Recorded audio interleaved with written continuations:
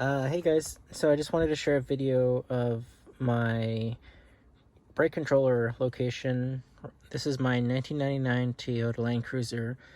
It's the 100 series chassis, and I actually wired in my own 7-pin connector, initially using a 4-pin adapter, and then kind of just using the rest of the connections so that I have the full 7-pin functionality.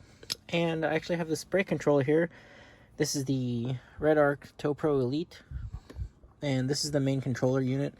I just mounted it here with, I think it's double-sided tape that's provided, and then there's a, I think probably a specific orientation you need to mount it on. But this is the location I mounted it on, and there's actually no, screws. I didn't have to do anything like that, so just double-sided tape. And then I actually initially put the brake controller here, which is great, but then I went ahead and actually added this reverse backup camera using some RAM mounts, and this pointed at the driver like that so I could see at all times.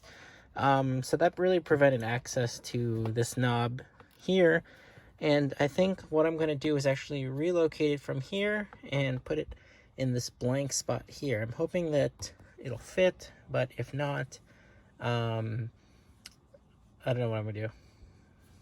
But anyways, yeah, just wanted to show kind of my I'm actually changing the shift knob here with this new leather part here. This was kind of expensive, but if the first one lasted 175,000 miles and looks like this, I might as well just continue with the OEM instead of getting a vinyl piece, but that's what I'm doing. Yeah, I didn't have to cut the wires at all.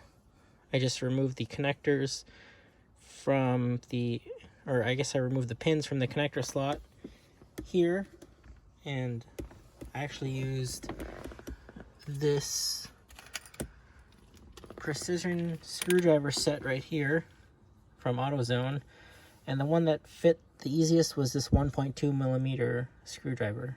So if you need to borrow a tool from somebody to get these pins out, that's the size that you need.